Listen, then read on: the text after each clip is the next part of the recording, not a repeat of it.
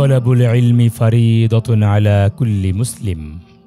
এই হাদিসের হুকুম পালন করতেই প্রতিষ্ঠিত হয়েছে এই মাদ্রাসা। পুরনো ভবনগুলো ব্যবহারের অনুপযোগী হয়ে পড়ে আছে। নষ্ট হয়ে গেছে বসার জন্য বেঞ্চ, টিনের ছাউনি, চাল ফুটো হয়ে পানি ঝরে। ব্যাহত হচ্ছে দ্বীন শিক্ষা।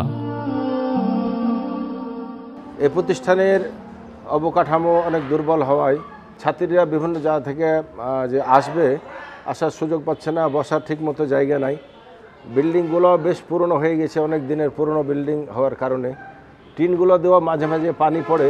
পাশে অনেক ফাঁকা জায়গা আছে, যে জায়গাগুলোতে যদি আমরা এখানে বিল্ডিং করতে পারি তাহলে ছাত্রীদের যে চাপ, যে চাহিদা, সেটা পূরণ করা সম্ভব হবে।